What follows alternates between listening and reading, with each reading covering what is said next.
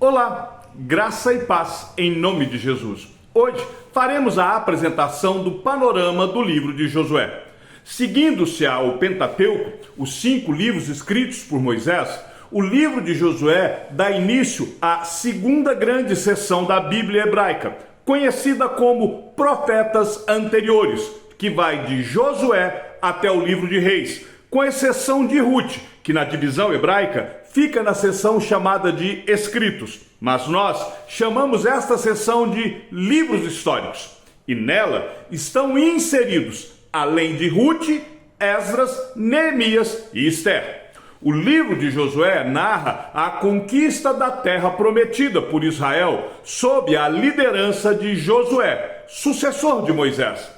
A narrativa conta a história de como uma segunda geração que se sucedeu a uma geração de ex-escravos teve êxito em invadir e tomar posse de Canaã, herdando assim a terra que Deus havia prometido a Abraão e a sua descendência centenas de anos antes. Josué é um livro de ação, fé e obediência. Ele descreve a entrada do povo na terra, as batalhas contra os cananeus, a divisão do território entre as tribos e nos mostra como Deus cumpre suas promessas e dá vitória ao seu povo.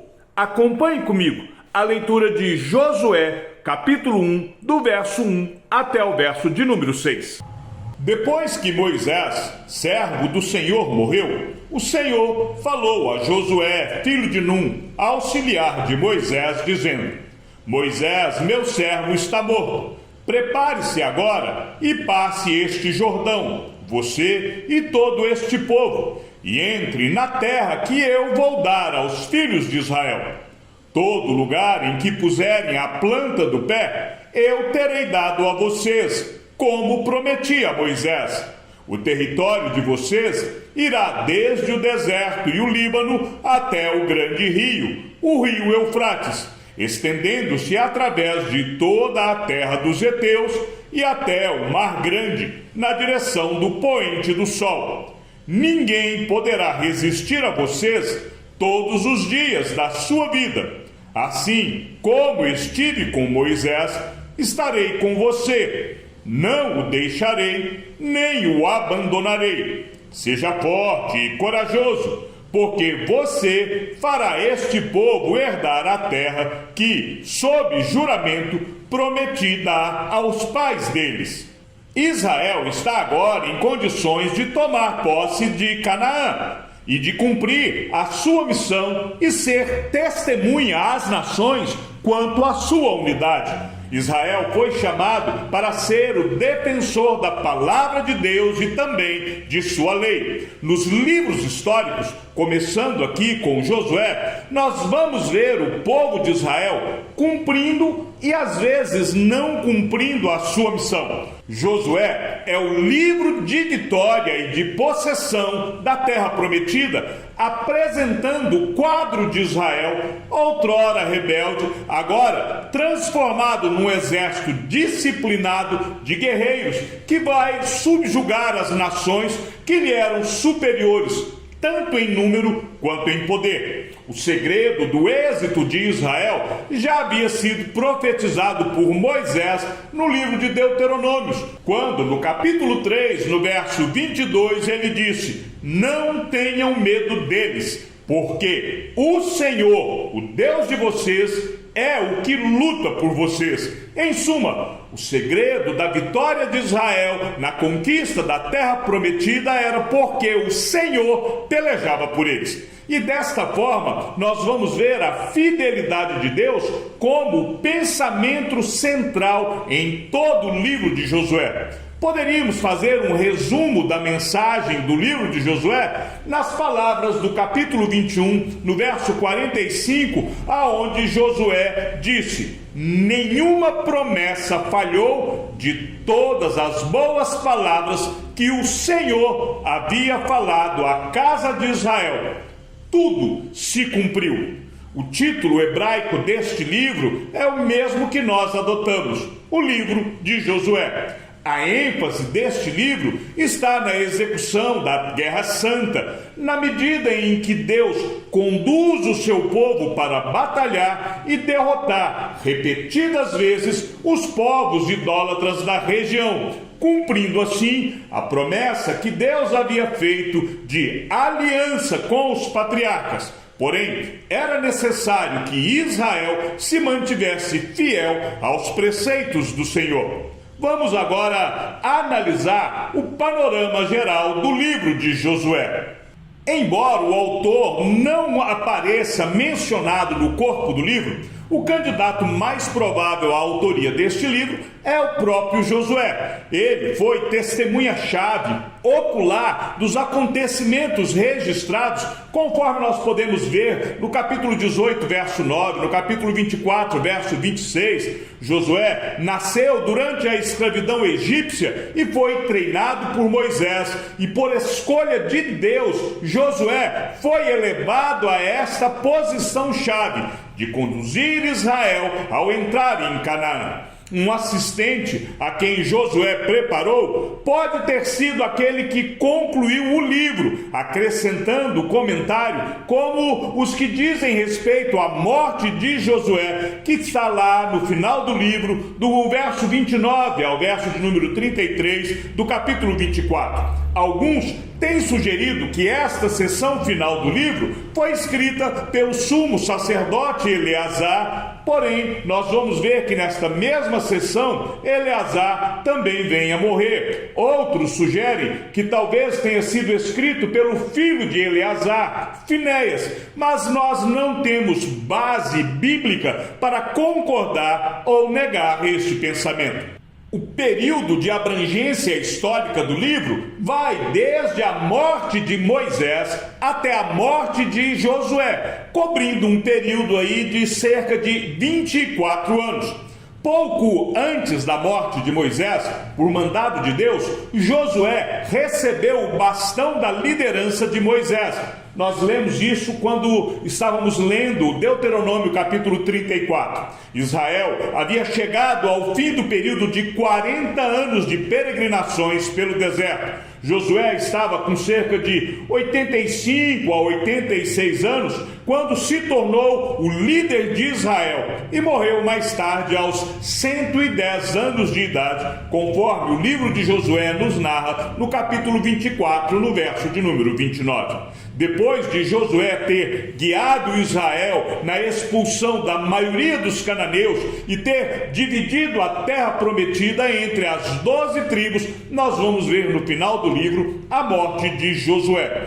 Facilmente nós conseguimos dividir o conteúdo do livro em 4 partes. A primeira, a entrada na terra. A segunda, a conquista parcial da terra. A terceira, quando a terra é dividida por Josué. E a quarta é a despedida de Josué, que nos é narrada em 2 grandes discursos deste líder, nos capítulos 23 e 24. O conteúdo deste livro, ele segue-se através da história, aonde no primeiro capítulo e seguindo até o verso 12 do capítulo 5, é narrada a entrada na terra. E ali se concentram na entrada de Israel na terra, com vários ecos do relato da saída de Israel da terra do Egito. Após algumas questões preparatórias cruciais, quando o povo atravessa o Rio Jordão, há relatos da circuncisão, da celebração da Páscoa. Lembre-se lá de Êxodo capítulo 12, e isto encerra esta parte da história.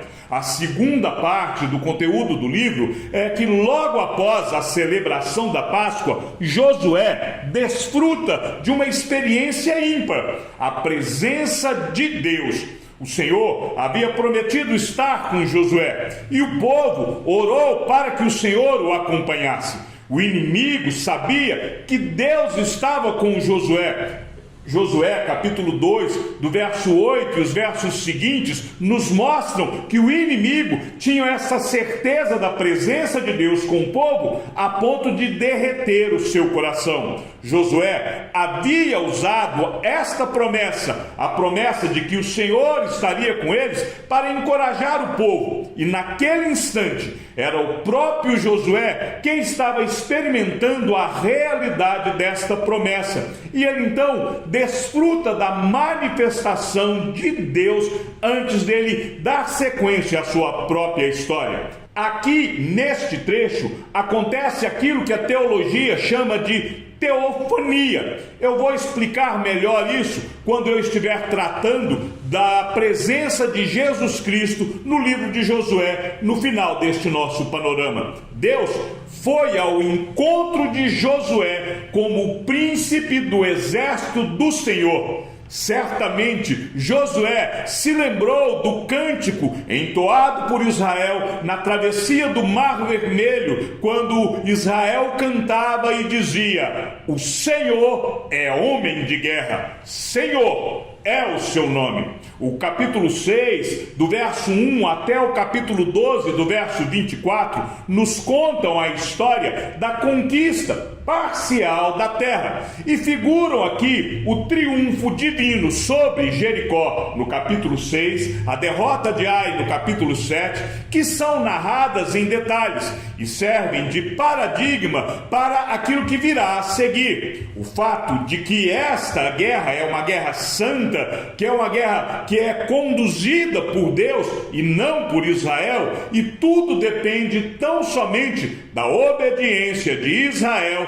à aliança que Deus havia feito para com o povo de Israel. A aliança de Deus com Israel era absolutamente necessária ser obedecida. A cerimônia de renovação da aliança, narrada no capítulo 8, versos 30 e 35, vem imediatamente depois da tomada de Ai. Lembre-se, por desobediência, Israel foi derrotado por Ai, mas o Senhor, após a derrota de Ai, renova a aliança com o seu povo. Após o engano gibeonita narrado no capítulo 9, que serve como base para a vitória na região sul, narrada no capítulo 10, o resto da conquista é brevemente resumido nos capítulos 11 e 12. Quando a terra vai ser dividida, nós temos aí a terceira parte do livro, e os capítulos 13 até o capítulo de número 21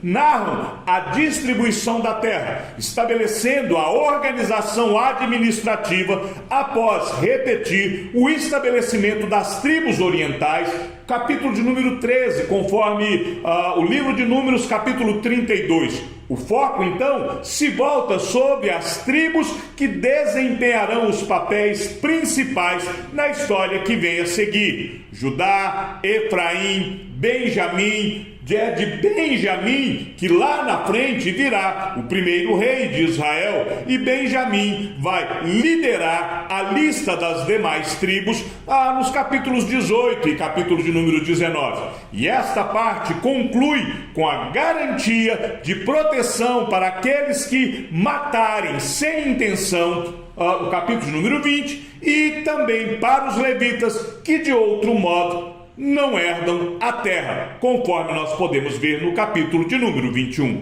A conclusão do livro, ela se desenrola exatamente na despedida de Josué. Josué, filho de Num, viveu 110 anos. A sua vida longa começou na escravidão do Egito e terminou num culto de adoração na terra prometida. Entre uma coisa e outra, Deus usou Josué para liderar Israel, derrotar os seus inimigos e conquistar a terra de Canaã, tomando posse da herança prometida. Quando se aproxima o dia da morte de Josué, ele diz que está pronto para seguir o caminho de todos os da terra. Inclusive eu e você e toda a humanidade seguiremos também por este caminho se o Senhor Jesus não voltar antes, Porém, no fim de uma vida longa e plena, a maior preocupação de Josué não era consigo mesmo. A preocupação de Josué era com o povo de Israel e com o relacionamento que este povo teria com o Senhor. Os dois termos chaves do primeiro discurso de Josué, no capítulo de número 23, são nação e a terra. Mas no seu segundo discurso, Josué concentra-se no Senhor. Ele se refere ao Senhor 21 vezes. Na verdade, em Josué, capítulo 24, do verso 2 ao verso 13, é o próprio Deus quem fala, enquanto Josué faz uma retrospectiva da história de Israel.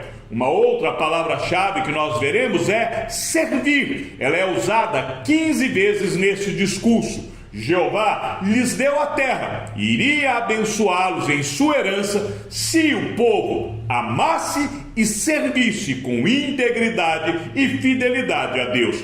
Josué deixou claro que o povo de Israel havia tomado a decisão de servir ao Senhor Deus de Israel. A neutralidade não era uma opção. Porém, se eles servissem ao Senhor, teriam de se livrar dos falsos deuses que alguns deles adoravam em segredo. Em resumo, o conteúdo do livro de Josué nos mostra como que ele contribuiu para a história da redenção de Deus ao consumar a promessa da aliança sobre a terra prometida que havia sido feita lá em Gênesis e em todo o restante do livro do Pentateuco, preparando assim o palco para as etapas seguintes da história.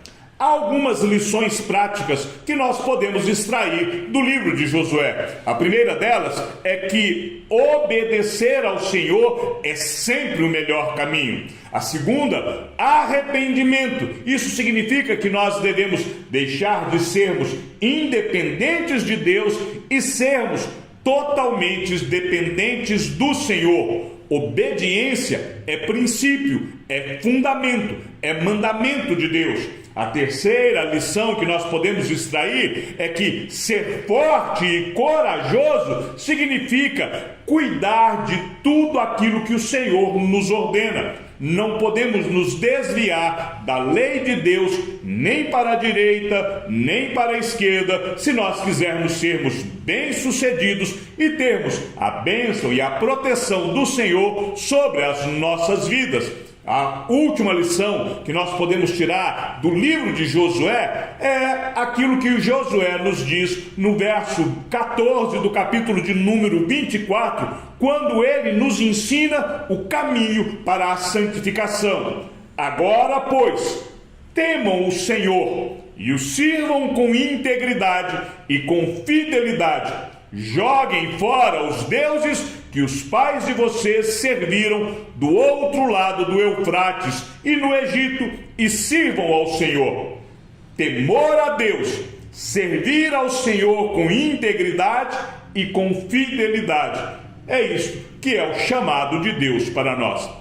No livro de Josué, nós temos algumas boas doutrinas e também podemos conhecer o caráter de Deus. A principal doutrina trata da fidelidade de Deus em dar a terra prometida aos descendentes de Abraão, como Deus havia prometido.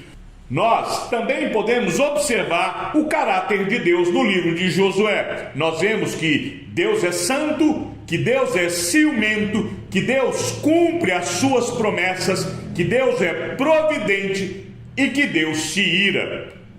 Finalmente, vemos Jesus Cristo sendo revelado em Josué. Embora o livro de Josué não contenha profecias explícitas sobre Cristo como Messias, Josué representa um tipo de Cristo, tanto em seu nome como em suas obras.